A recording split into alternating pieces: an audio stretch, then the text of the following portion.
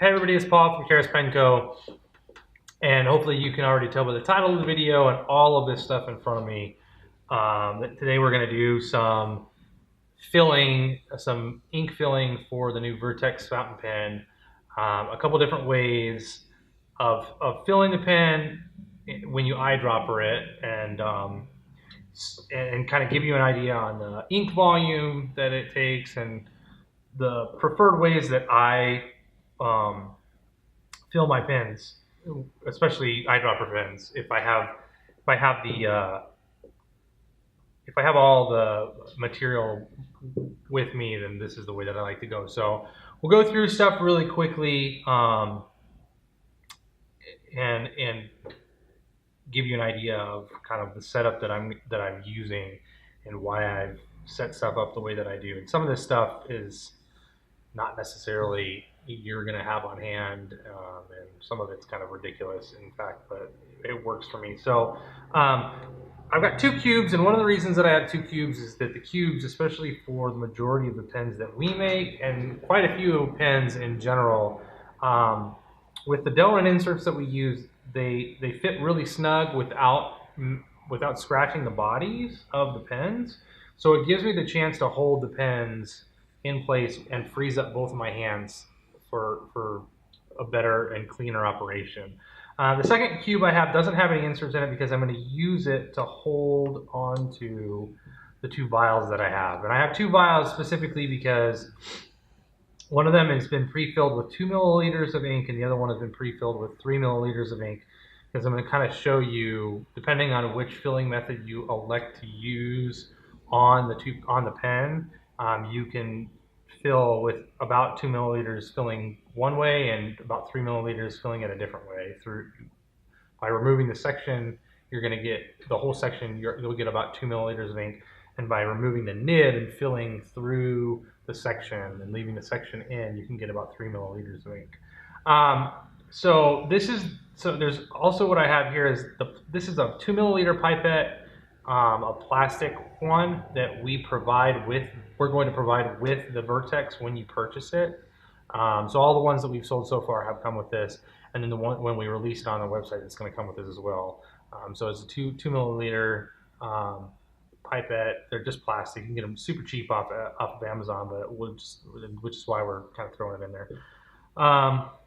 This is just this is actually a glass yogurt container that I have on hand, but I use it for filling and cleaning fountain pens.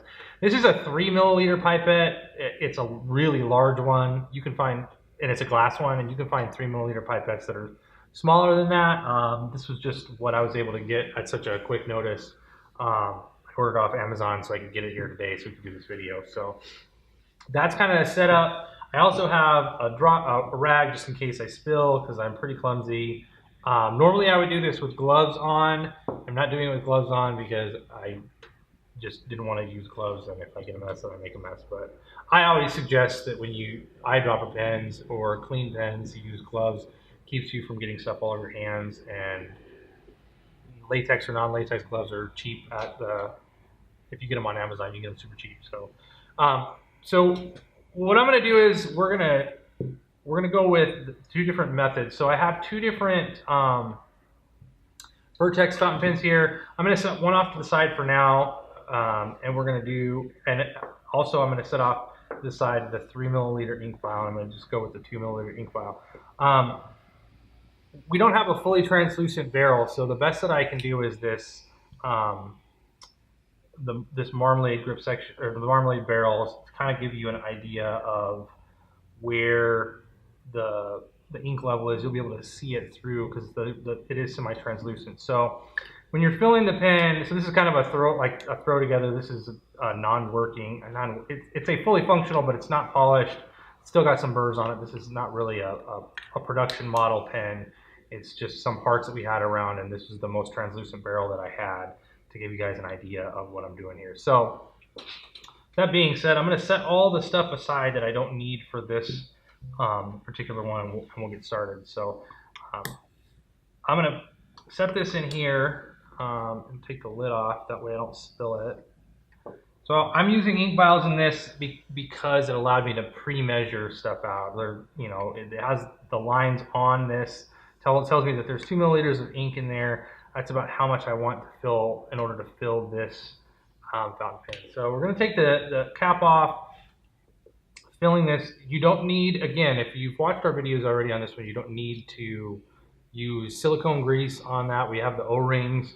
You can kind of potentially see the O-ring in the barrel here. So it's a silicone O-ring that's been put into a groove just on the bottom part of the threads for the section. So if you're screwing it in, it moves nice and freely, and then you'll actually feel it. You'll get a little, it'll start to get tight prior to it sinking up on there. That's the O-ring engaging. It keeps it sealed. So hopefully you'll be able to see this. So now I'm going to go ahead and grab my 2 milliliter pipette. I'm going to compress the plunger at the top and submerge it all the way in there, so that all the way to the bottom of the vial. That way I can get as large of an ink draw as possible. And then I'm going to release, and it's almost all, the 2 milliliters, that line right there, so it's right at 2 milliliters. So it's basically got almost all of the ink that's in that vial is in the pipette now. So now I'm going to transfer over. I'm going to make sure that the tip of the pipette is below the O-ring, because I want to try to not get any of the ink on the O-ring. And then I'm going to slowly, while I'm looking inside of it, squeeze out the ink, watch it. And it's just, with all of it coming out, it's just right below the O-ring. So there's a little bit more ink in here. There we go. So that's about all I want. So I did get a little bit of ink when I pulled it out on the lip, which is why I didn't show this before, but I keep a couple Q-tips handy. Wipe off the ink if I got any on the threads or on the lip, and then reinstall my section. And then you can see the ink in there. So you got about a good 2 milliliters of ink using this filling method. So, and that one's ready to go. Like I said, there's all the O-rings I've been pre-installed in this pen, so this pen is ready to go. You don't need any silicone grease. It's good to go. It's ready to write, and no issues. Pretty clean on that run through of eyedropper filling that one in that manner. So that's the way that, if you read the directions on the pamphlet that we're going to be sending to, that is the way that it's explained on the directions. I'm going to show you an alternative method which allows you to get a greater ink volume by filling into the section itself. So for this method, take the cap off, same thing, we're going to have the same setup. This is just has 3 milliliters of ink rather than 2 milliliters of ink. And instead of removing the section after I pull the cap off, what I'm going to do is I'm going to take the nib out instead. And I'm going to set that to the side. And basically, because this is installed, it's already got the O-ring seated and threaded in to the grip section. So I'm basically going to fill internally. So after I get my ink, I'm going to fill internally below the O-ring for the grip instead of below the O-ring for the barrel. So here we go. And you're probably not going to be able to see this one as much because of this unwieldy eyedropper that I have. It's kind of a pain in the ass, but again, compress prior to putting in. That way, if you push it while you've already submerged it, you're going to get air bubbles. It's going to splash everywhere. It's a pain in the butt. You're going to spill it over everything. So compress it before you submerge it in the liquid, then release it, and you should get about nearly, the 3 milliliter line is right up there. So I'm just shy of 3 milliliters is like here, and the volume that I'm at is just below the 3 milliliter line. Now, again, same thing. We're going to go in through the grip and below the threads. Slowly compress the ink And I'm watching the ink window because it's going to start to, there it is right there. And before it all comes out, I'm going to pull it out because I don't want to go past the O-ring. I'm going to pull it out, put it in here with the other one. That one's a little bit messier as far as in the grip section, but again, with this, you can just easily clean any of the ink out of the grip section to clean that out. So that cleans my grip section out. And I'm going to take the nib back in. It seats up on the O-ring. That's the grip section O-ring. So now you've got almost 3 milliliters of ink in this one, so it's a little bit more efficient. Plus, you're not going to run out as quickly.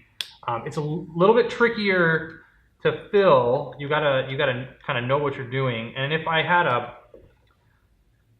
you can purchase 3 milliliter pipettes that are the plastic ones, and they're skinnier, and the tip is skinnier and longer than on the glass one that I had. So I would suggest, if you do a lot of eyedroppering, that you use these. They're disposable, but you can rewash them. But if you get a 3 milliliter version of this, and this is your preferred filling method into this pen, or any pens that you have, any eyedropper pens, then going that way is better because it's not as wide, so I wouldn't have had as much mess in the grip that I would have had to clean up after if I had a 3 milliliter plastic one on hand. So those are the two ways that I would suggest filling, eyedropper filling your Vertex fountain pen. And you can adapt this to filling any eyedropper pens really that require you to fill this way.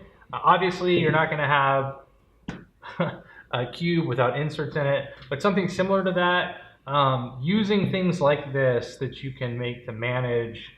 If you're using an ink bottle, then straight from the bottle, then you really don't need that. You just do need to, I would put something down to make sure, just in case you bump the ink bottle.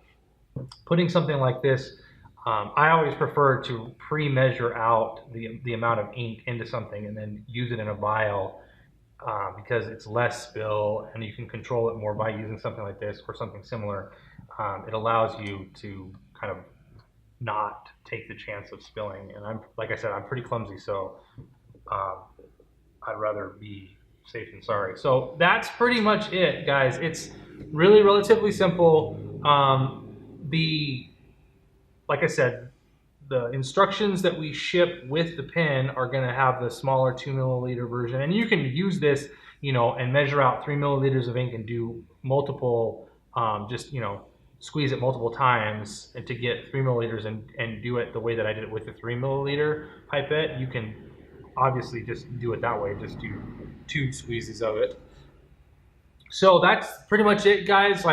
If you have any questions, put them down below or send me an email, info@karascustoms.com, and hopefully this has been something that's helped you out. I'll talk to you soon.